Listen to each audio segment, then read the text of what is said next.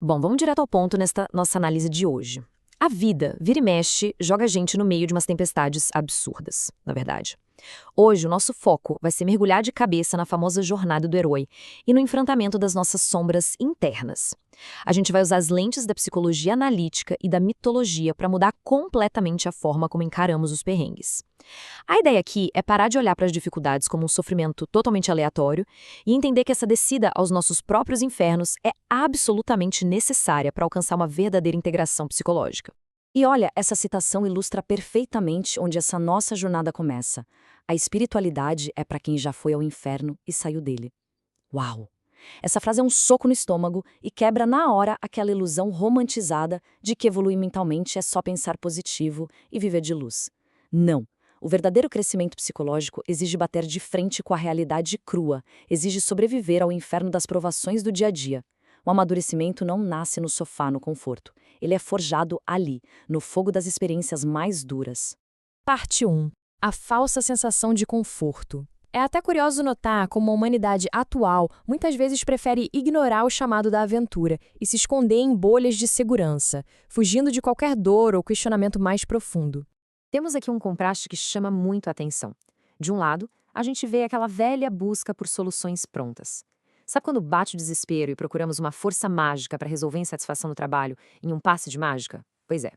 Do outro lado, temos o olhar para dentro, que é o trabalho pesado, o trabalho braçal da investigação psicológica. O grande lance é que buscar esses atalhos fáceis ignora a necessidade real da nossa psique, que é investigar se a nossa alma realmente quer estar naquela situação. A estagnação acontece justamente quando a vontade verdadeira é silenciada só para conseguir um alívio rápido. Para dar uma base sólida para isso tudo, a mitologia nos entrega exemplos de cair o queixo, como a história do Gênesis e a decisão super-arquetípica de figuras como Adão, Eva e, em narrativas mais antigas, Lilith. A escolha que eles fazem é uma metáfora psicológica fantástica. Eles decidem largar um paraíso eterno e super confortável, mas que nunca foi conquistado, para dar a cara a tapa no mundo. Essa metáfora mostra que ficar num estado de perfeição intocável significa nunca despertar a centelha divina. A sabedoria dos deuses a gente só conquista na prática, errando e vivendo a própria jornada. O que nos empurra direto para a parte 2, a inevitável descida ao fogo. Essa é a hora daquela transição brutal, quando a realidade bate na porta e estilhaça a ilusão de uma vida perfeita. Quando a vida decide que é hora de crescer, essa descida ganha formas muito reais e doídas. Pode ser uma doença grave, perder o emprego de uma hora para outra, uma separação traumática ou até um mergulho na depressão. E os nossos materiais de estudo deixam claro que isso não é castigo divino, muito menos karma ruim. Pelo contrário, é uma passagem obrigatória pelo fogo. É literalmente a estratégia que a vida usa para sacudir a psique humana, tirar a gente do transe e nos forçar a olhar para as nossas sombras mais escondidas. E assim chegamos à parte 3, o despertar através da sombra. Afinal, o que rola quando o chão simplesmente desaparece? Esse baque é exatamente o gatilho para um despertar psicológico gigante. E para entender o peso disso, vale a pena olhar para os clássicos. Olha só como a história do despertar do Buda, o Gautama Siddhartha, desenha isso perfeitamente. O ponto 1 são aqueles anos de conforto absoluto, vivendo numa bolha num palácio onde a dor era proibida de entrar. Mas aí vem o ponto 2, a ruptura. Acontece aquele encontro chocante com a doença, a velhice e a morte. O fim dessa ilusão de conforto é o empurrão necessário para o ponto 3, uma jornada para a vida inteira tentando entender a dor e buscar o equilíbrio. A mente dele precisou ser destroçada pela realidade para só então conseguir evoluir. E essa mesma estrutura de mito dá as caras em várias tradições. Olhando de forma bem neutra para a narrativa de Cristo no deserto, a gente vê a mesma figura arquetípica passando por um isolamento brutal, sendo testada pelas sombras e queimando no fogo dos próprios desejos e tentações. Sem entrar no mérito religioso, a mensagem mitológica é super transparente. Qualquer figura gigante precisa enfrentar o inferno das suas provações para provar do que é feita e alcançar o equilíbrio real. Não tem como fugir do fogo, não tem jeito. Vamos agora para a parte 4, enfrentando os demônios internos. Aqui a nossa análise desce um degrau a mais e vai para a parte mais obscura da jornada. O que são esses monstros sob as lentes da psicologia analítica? É crucial colocar os pingos nos is sobre o que é esse mal interno, essa famosa sombra. A gente não está falando de monstrinhos literais ou de alguma entidade sussurrando maldades por aí.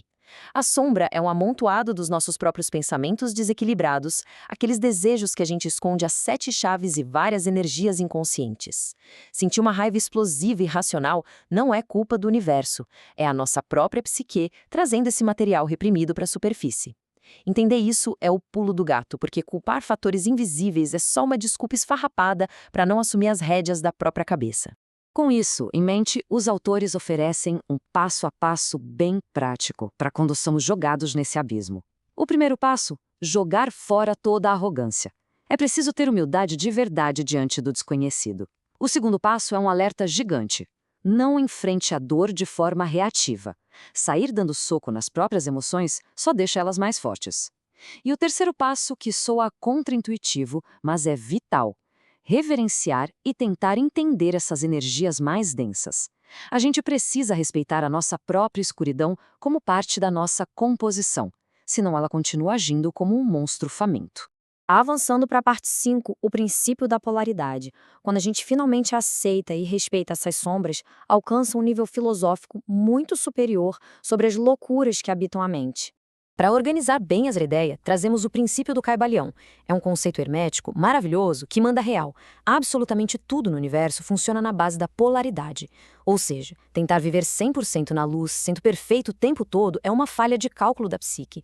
Para achar o tal do caminho do meio, um equilíbrio que se sustente, é obrigatório vivenciar e entender os dois lados da moeda. A paz autêntica só vem quando a gente reconhece a própria capacidade para o mal. A verdade é que a moralidade é incrivelmente flexível. Conceitos de bom e mal dependem muito da nossa perspectiva subjetiva. O que uma pessoa super contida acha que é o maior mal do mundo, tipo sentir uma raiva intensa ou desejar o confronto, pode ser só uma atitude banal na realidade violenta de outra pessoa. A grande sacada aqui é a honestidade sobre os nossos desejos egoístas e frustrações. Tentar esconder essas características debaixo de uma máscara de perfeição é a receita mais rápida para implodir de dentro para fora. E felizmente chegamos à parte 6, a cura e o retorno. Depois de tanto caos, a tempestade passa. É a hora da vitória sobre os medos, a reta final e triunfante da jornada do herói. O ciclo da psique obedece ao ritmo natural de restauração. Uma hora ou outra, o abismo solta o osso. Aquele sofrimento de perder o emprego ou a barra pesada de uma doença chega ao fim. As feridas fecham, as cicatrizes tomam conta do pedaço e abre-se espaço para uma vida totalmente nova. E mais incrível desse retorno é que ninguém volta sozinho. A gente ressurge com muito mais força, apoiado e sustentado justamente por aquelas figuras sombrias que a gente finalmente entendeu e integrou.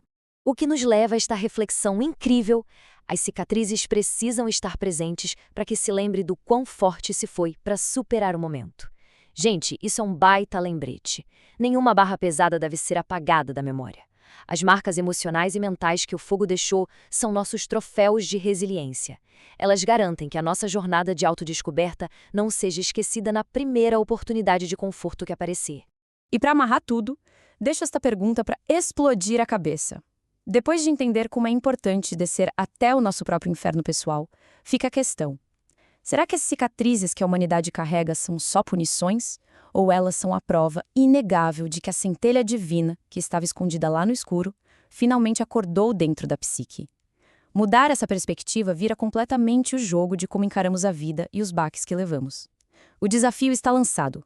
Integrar a sombra é abraçar a totalidade de quem nós somos. Muito obrigado por acompanhar mais esta nossa explicação detalhada e até a próxima.